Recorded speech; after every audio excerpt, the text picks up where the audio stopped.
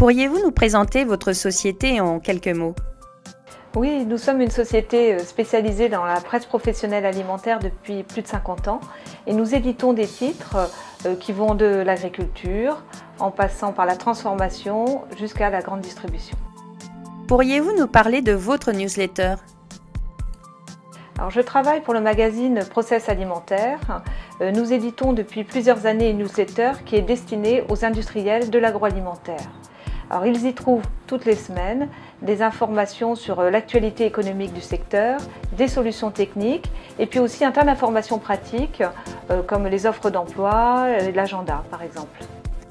Quels étaient les éléments que vous souhaitiez faire évoluer sur votre newsletter?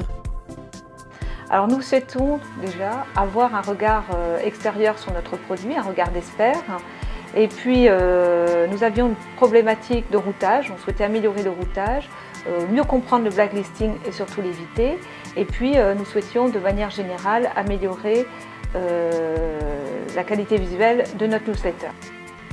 Qu'est-ce qui vous a motivé à choisir la journée de formation animée par MM Création? Alors, dans les autres catalogues de formation qui m'ont été proposés, je n'ai pas trouvé cette offre globale et puis surtout la personnalisation. C'est ça qui m'a vraiment fait adhérer à cette formation, c'est la personnalisation qui m'a été proposée. Qu'est-ce que cette journée vous a apporté du point de vue théorique? Avez-vous appris de nouvelles choses? Oui, elle nous a permis de mieux comprendre toutes les spécificités liées à la newsletter, toutes les étapes. Tout d'abord de mieux comprendre l'editing, la rédaction, la hiérarchisation de l'information, mais aussi des choses toutes simples comme le choix de l'objet, le routage, quel jour, quelle heure sont les plus favorables. Donc un tas d'informations pratiques et théoriques liées à cette newsletter. Du point de vue pratique, cette journée vous a-t-elle permis d'avancer concrètement sur les questions que vous aviez initialement? Alors ce qui a été intéressant, c'est que nous avons pu étudier en direct notre produit et améliorer certains points et tout de suite appliquer en rentrant dans notre société dès le lendemain des solutions. Les zonings ou schémas fonctionnels de votre newsletter exposés lors de la journée de formation vous ont-ils paru pertinents et pourquoi? Oui, pour nous ça a été une étape essentielle, oui, intéressante et même essentielle, tout simplement parce qu'on s'est détaché de la forme pour bien comprendre le fond de notre newsletter et surtout bien l'analyser. À l'issue de cette journée, quel a été votre sentiment général?